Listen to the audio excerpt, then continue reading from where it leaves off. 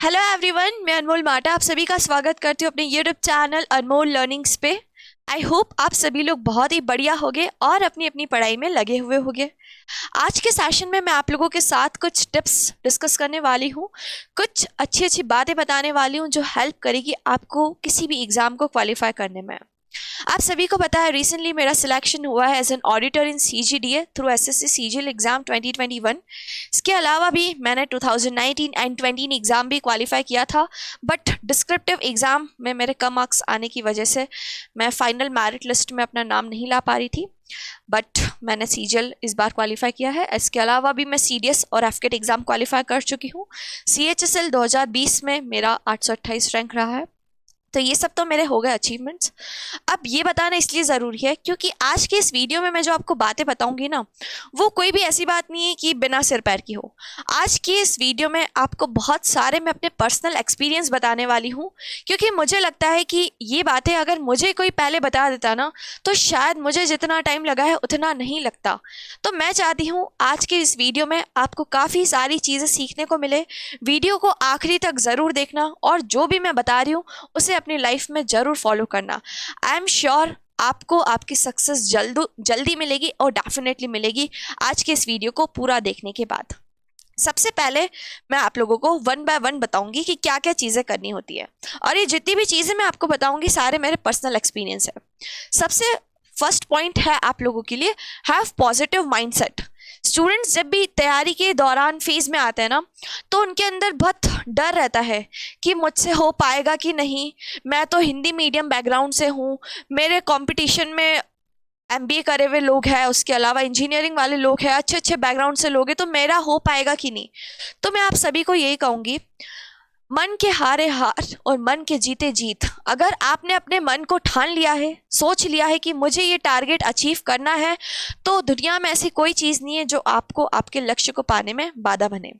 तो सबसे पहले यही कहूँगी, अपने माइंड में पॉजिटिव माइंडसेट रखो, नेगेटिव लोगों से दूर रहो, हमेशा अच्छे लोगों के साथ रहो, उन लोगों के साथ रहो जो आपके अंदर उत्साह जोश उमंग भरे। ऐसा नहीं आपको पीछे खींचने की कोशिश करे कि यार तू तो आया है हिंदी मीडियम स्कूल से, तुझसे क्या ही होगा, कंपटीशन में तो इतने अच्छे अच्छे लोग हैं।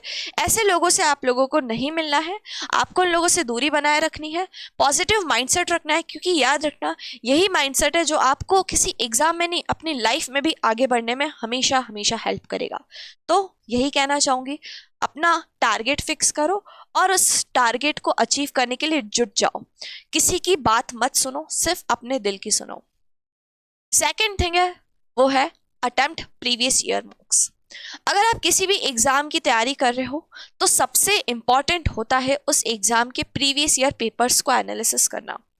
अगर आप एग्जामिनर का माइंडसेट पढ़ना चाहते हो कि वो हमसे एग्जाम में कैसे क्वेश्चन पूछेगा, तो सबसे इंपॉर्टेंट होता है उस एग्जाम के पूछे गए पिछले 5 साल के पेपर।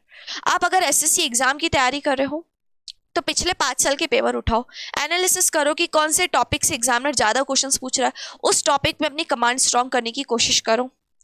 अगर आपका कोई सेक्शन वीक है, तो उस वीक वाले सेक्शन में देखो कि आपके मार्क्स कहाँ पे कट रहे हैं। तो सबसे इंपॉर्टेंट होता है पिछले साल के मॉक टेस्ट को लगाना। आजकल की डेट में क्या है, इतने सारे ऑनलाइन रिसोर्सेस खुल गए हैं, स्टूडेंट्स कंफ्यूज हो जाते हैं कि किसका मॉक टेस्ट ले, क्या लगाए क्या नहीं लगाए, कौन सा मॉक टेस्ट अच्छा है। तो मुझे लगता है सबसे बेस्ट मॉक टेस्ट होता है वो होता है प्रीवियस ईयर।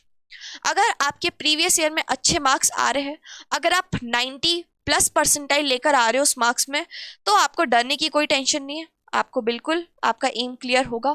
लेकिन हाँ, 90% से कम परसेंटाइल आ रहा है तो फिर आपको बहुत ज़्यादा मेहनत करने की ज़रूरत है, क्योंकि आप सभी को पता है कंपटीशन बहुत ज़्यादा है, और इस कंपटीशन से हम आगे तभी हो पाएंगे जब हम परसेंटाइल अच्छा ला पाएंगे। तो आपको मेहनत उसी चीज़ पे करनी है। सेकेंड थिंग इसके बाद है analysis of मॉक्स on same day. Students गलती बहुत ज़्यादा ये करते हैं कि जिस दिन वो मॉक देते हैं ना, उस दिन उसका एनालिसिस नहीं करते। मेरे साथ भी ये गलती बहुत ज़्यादा होती थी, पता नहीं क्यों एनालिसिस करने में मुझे आलस आता था, ऐसा लगता था यार कल करेंगे छोड़ो। लेकिन ये वाली गलती मुझ पे भारी पड़ी थी। तो आप लोगों को भी कहना चाहूँगी, ये गलती बिल्कुल मत करना। जिस दिन मॉक दो उसी दिन उसका एनालिसिस करो। भले आपको ऐसा लग रहा है कि यार बीच में रिफ्रेशमेंट चाहिए, ब्रेक चाहिए, तो टेक अ ब्रेक, घूम के आ जाओ, चाय पी के आ जाओ, थोड़ा सा घूम फिर लो, गाने वाने सुन लो, लेकिन उस चीज का एनालिसिस सेम डे पे करो, बिकॉज अगर आप बात को नेक्स्ट डे पे पोस्टपोन करोगे तो आपको याद ही नहीं रहेगा कि अच्छा हाँ मैंने ये गलतियां की थी। नेक्स्ट डे तो वो मॉक टेस्ट आपको कुछ नया ही कुछ लगने लगेगा, आपको तो याद ही नहीं रहेगा। तो सभी से यही कहूंगी, जिस दिन मॉक दे रहे हो उसी दिन उसका एनालिसिस करो, प्रॉपर चार्ट बनाओ, सेक्शंस बनाओ अलग अलग कॉपी में। सेक्शंस में लिखो कि इंग्लिश में गलतियां हो रही है तो कहाँ गलती हो रही है, रीजनिंग में गलती हो रही है तो किस सेक्शन में गलती हो रही है, मैथ्स में मैं कौन से टॉपिक में सिली मिस्टेक कर रहा हूँ, कौन से टॉपिक में मैं जरूरत से ज्यादा टाइम ले रहा हूँ। इन सारी चीजों को जब आप प्रॉपर ऑर्गेनाइज्ड मैनर में लिखोगे ना, तभी आप नेक्स्ट टाइम उन गलतियों को नहीं करोगे। कहा जाता है ना कि एक गलती को अगर आप वापस दोहराते हो तो फिर आप मूर्ख कहलाते हो। मूर्ख नहीं कहलाना है, आपको अपनी गलतियों से सीखना है। जो इंसान अपनी गलतियों से सीखता है ना, वो जीवन में जरूर आगे बढ़ता है। तो आपको सेम गलतियों को रिपीट नहीं करना है और चीजों को ध्यान में रखना है ना। आगे बढ़ जाते हैं। To exercise for 15 to 20 minutes every day. कहा जाता है अगर आप किसी भी कॉम्पिटिटिव एग्जामिनेशन की तैयारी कर रहे हो तो आपको फिजिकली, मेंटली, इमोशनली हर एंगल से फिट होना चाहिए। अगर आप दिन भर पढ़ते रहोगे सब कुछ छोड़ छाड़ के, तो फिर उससे कुछ भी नहीं होने वाला। आपके अंदर फिजिकल फिटनेस होनी चाहिए। मैं सारे स्टूडेंट्स को यही कहती हूँ कि हमेशा अपनी पढ़ाई के दौरान सुबह 15 के 20 मिनट फिक्स कर लो कि मुझे रनिंग पे जाना है। अगर रनिंग नहीं कर पा रहे हो तो कुछ योगा प्राणायाम कर लो, मेडिटेशन कर लो, थोड़ा अनुलोम विलोम कर लो, फ्रेश ऑक्सीजन ले लो। अगर आपका माइंड एक्टिव रहेगा, अलर्ट रहेगा, तो फिर आप अच्छे से पढ़ पाओगे। कहा जाता है ना, स्वस्थ शरीर में ही स्वस्थ मन का वास होता है। अब स्वस्थ शरीर रखना बहुत ज्यादा जरूरी है। मैं अगर अपने पर्सनल एक्सपीरियंस की बात करूं तो मुझे इवन याद है कि एग्जाम के एक दिन पहले तक भी मैं एक्सरसाइज करती थी। मैंने अपनी रूटीन में कभी भी ऐसा एक दिन नहीं छोड़ा जब मैंने एक्सरसाइज नहीं करी थी, और मुझे उसके रिजल्ट देखने को मिले थे। पढ़ने में एफिशिएंसी अच्छी रहती है, मन लगता है, सुस्ती नहीं आती, दिन भर एनर्जी बनी हुई रहती है दिन भर। तो आप लोगों को भी ध्यान रखना है। और वहीं एक मेरा फ्रेंड था, कोई फिजिकल फिटनेस पे ध्यान नहीं था उसका, ठीक है। 2-3 लोग थे ऐसे मेरी लाइब्रेरी में, मेरे साथ में ही रहते थे। वो लोग सिर्फ पढ़ने पे फोकस, सुबह 7 बजे लाइब्रेरी आ जाएंगे, रात को 10-10 बजे तक बैठे। भैया ऐसा पढ़ के कहाँ जाओगे तुम लोग, कुछ भी नहीं होना है ना। आपको अपना पूरा ओवरऑल चीजों पे ध्यान रखना है। अगर आप सिर्फ पढ़ने पढ़ने में लग गए ना, तो एक टाइम के बाद आपका माइंड थक जाएगा। It's a machine. आप इस मशीन में जब तक ऑयलिंग नहीं करोगे, स्मूथ वर्क नहीं करेगी। तो अपने आप को सजा मत दो। आप तैयारी कर रहे हो किसी चीज की, अपने आप को इतना परेशान मत करो। थोड़ा सा ध्यान दो अपने फिजिकल रूटीन पे, क्योंकि अगर आप फिजिकल फिटनेस पे ध्यान रखते हो तो खुद ही अपने अंदर एक सेल्फ कॉन्फिडेंस बिल्ड होता है, जो आपको चीजों को अचीव करने में हेल्प आउट करता है। तो इस चीज का आप लोगों को ध्यान रखना है भाई। नेक्स्ट है स्टिक विथ लिमिटेड रिसोर्सेस। सबसे ज्यादा गलतियां जो स्टूडेंट्स करते हैं ड्यूरिंग प्रिपरेशन फेस, वो होता है अनलिमिटेड रिसोर्सेज को यूज कर लेते हैं। उन्हें लगता है मार्केट में कोई वोकैब की नई बुक आई है, जाके खरीद लेंगे। फिर कुछ दिन बाद मार्केट में नई बुक आ गई, उसे भी जाके खरीद लेंगे। हमें बुक्स का भंडार नहीं बनाना है अपने घर में, हमें सिर्फ एग्जाम क्लियर करनी है। एग्जाम क्लियर 10 बुक्स पढ़ने से नहीं होती है, एक बुक को 10 बार पढ़ने से होती है। इस चीज को याद रखना सारे स्टूडेंट्स। कहा जाता है कि अगर आप किसी कंसेप्ट को स्ट्रॉन्ग करना चाहते हो तो एक बुक में से 10 बार पढ़ो, बजाय उसके कि उसी कंसेप्ट को आप डिफरेंट डिफरेंट बुक से पढ़ो। तो आप सभी से यही कहूंगी, मार्केट में नई बुक आ रही है, आने दो। आपके पास जो बुक है उस पर रिलाई करो और उसी को ही आगे कंटिन्यू रिवाइज करो। आपके दोस्त आपको भटकाने की कोशिश करेंगे, बहुत सारे टीचर्स आपको कहेंगे ये बुक ले लो, वो बुक ले लो। आपको उलझना नहीं है, बस जिस भी बुक में प्रीवियस ईयर क्वेश्चन है दैट मीन्स वो बुक अच्छी है, उसे ले लो। क्या नेक्स्ट है maintain consistency. Students preparation phase में सबसे ज्यादा गड़बड़ यहीं कर जाते हैं। जिस दिन कहीं पे मोटिवेशनल वीडियो देखने को मिल गया यूट्यूब का, पढ़ने लग गए भैया, नींद आराम चैन सब छोड़ छाड़ के पढ़ रहे सुबह से रात तक लाइब्रेरी में। 2 दिन पढ़े, 3 दिन पढ़े, चौथे दिन नहीं पढ़ पाओगे। करके देख लेना ये चीज, चौथे दिन हालत हो जाएगी टाइट। आपका मन बोलेगा यार हो नहीं रहा है, दिक्कत है जीवन में, है ना। तो कहा जाता है ना, किसी भी चीज की अति अच्छी नहीं होती है। आपको सारी चीजें बैलेंस्ड वे में करनी है। अगर आप टारगेट फिक्स कर रहे हो कि रोज मुझे 8 से 10 घंटे पढ़ना है, तो उतना आपको पढ़ना ही है। भले ही संडे को आप लोग ब्रेक रख लो, लेकिन ऐसा नहीं कि संडे को दिन भर ही नहीं पढ़ रहे हम लोग। पढ़ना तो पड़ेगा आप लोगों को, भले 2 से 3 घंटे पढ़ो, लेकिन पढ़ो। घर में कुछ फंक्शन है, कुछ शादी ब्याह हो रहा है, ऐसा नहीं है कि सबसे नाते रिश्ते तोड़ ताड़ के आप अपने आप को एक कमरे में बंद कर दो, ऐसा भी नहीं करना है। लेकिन हाँ, कंसिस्टेंसी डेवलप करनी है। ऐसा नहीं कि दिन भर घूमे ही जा रहे हैं अपन और पता चला दिन भर में अपन ने 1 घंटा भी नहीं पढ़ा है। अगर कहीं किसी जगह पे आपका जाना बहुत ज़्यादा ज़रूरी है तो वहाँ बिल्कुल जाओ, लेकिन याद रखना ऐसा ना हो उस दिन आपका पढ़ाई का लॉस हो जाए। कम से कम 2 से 3 घंटे तो आपको उस दिन भी पढ़ना ही है। याद रखना, अगर आप एक दिन पढ़ाई से पीछे होते हो तो कंपटीशन में लाखों लोग आपसे आगे चले जाएंगे। आप बिल्कुल भी टाइम वेस्ट अफोर्ड नहीं कर सकते हो। आपको बहुत लोगों से आगे रहना है, उसके लिए आपको कंसिस्टेंसी मेंटेन रखनी पड़ेगी। ठीक है। सो नेक्स्ट थिंग देखते हैं, सेवेंथ, सेलिब्रेट योर फेलियर। ये वाला पॉइंट मैंने क्यों लिखा है? ये वाला पॉइंट मैंने इसलिए लिखा है क्योंकि मुझे एक बात याद है, जब सीजीएल 2019 का रिजल्ट आया था ना, उस दिन टीयर 3 के मार्क्स आए थे। उस दिन मेरे मार्क्स सिर्फ 32 आए थे। कितने में से? 100 में से। मतलब सिर्फ इस मार्क्स की वजह से मेरा 2019 में सिलेक्शन होने से रुक गया। तो क्या मैं उस दिन रोई? हाँ, रोना तो आया था यार, बिकॉज बहुत ज़्यादा मेहनत की थी। टीयर 1 में मैंने बहुत अच्छे मार्क्स लाए थे, टीयर 2 में भी काफ़ी अच्छा स्कोर रहा था मेरा इंग्लिश का, लेकिन टीयर 2 ने पूरी कहानी गड़बड़ कर दी थी। बट क्या उस दिन आप हिम्मत हार के बैठ जाओगे, सारी चीज़ों को ब्लेम करने लगोगे, किस्मत को कोसने लगोगे? क्या करोगे? नहीं।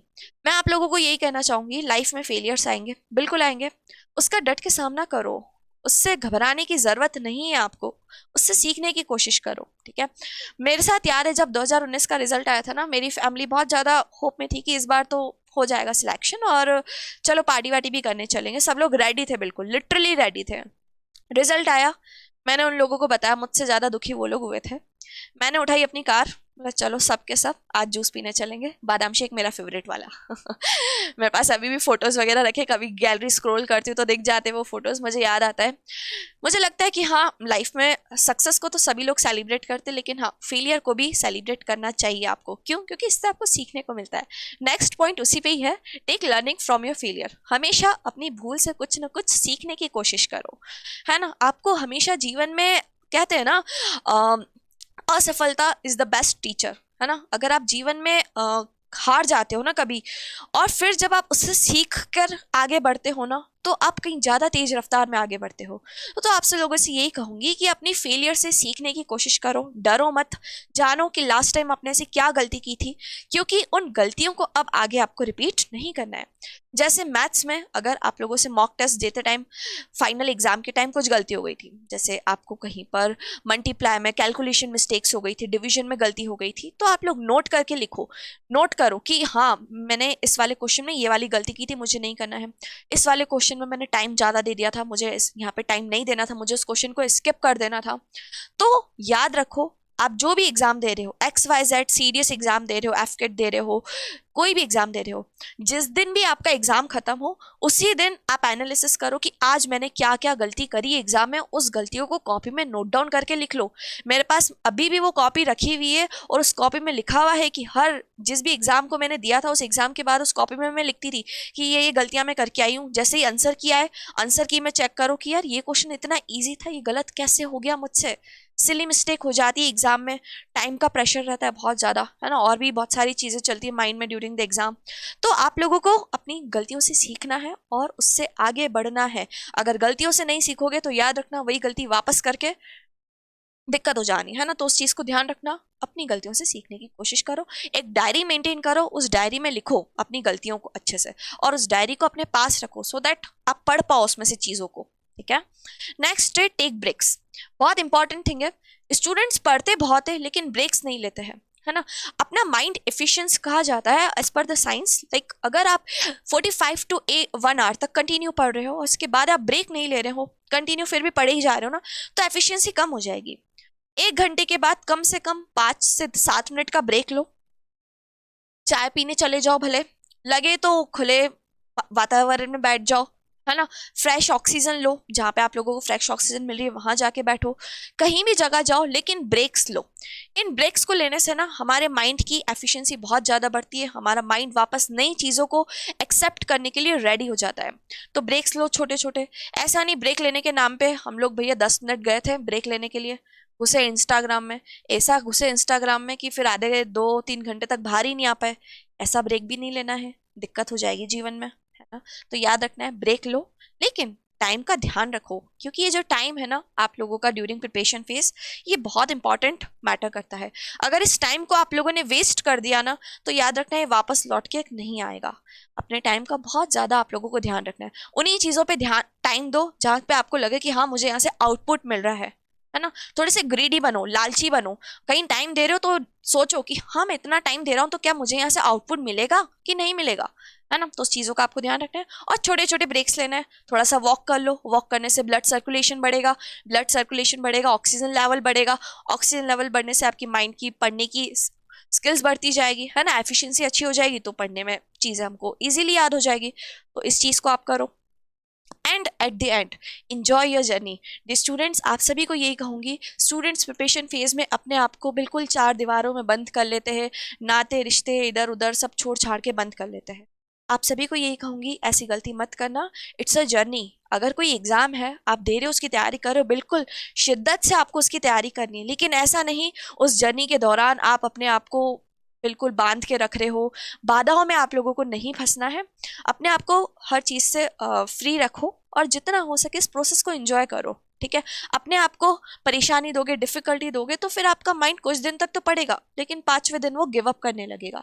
तो अपना माइंड बच्चों जैसा है, उसे प्यार से आप चीज़ें करवाओगे तो बिल्कुल करेगा, लेकिन जोर ज़बरदस्ती करने की कोशिश करोगे तो फिर दिक्कत होने लगेगी। तो यही कहना चाहूँगी आप लोगों को, स्टूडेंट्स को, अच्छे से मेहनत करो, कोशिश करो। और अगर कोई भी क्वेरी है, डाउट है, आप मुझसे पूछना चाहते हो तो आप बिल्कुल पूछ सकते हो। अगर आपने अभी तक मेरा चैनल सब्सक्राइब नहीं करा हो तो प्लीज़ कर लेना। I really need your support. अगर वीडियो अच्छा लगा हो तो लाइक करना और अपने दोस्तों के बीच शेयर जरूर करना, ठीक है। आज के इस वीडियो में मैंने कोशिश की कि काफ़ी सारे अपने पर्सनल एक्सपीरियंस बताऊं और मैंने बताए भी।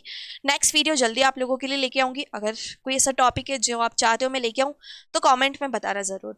मिलते हैं नेक्स्ट वीडियो में, तब तक के लिए सभी को गुड बाय एंड जय हिंद टू ऑल।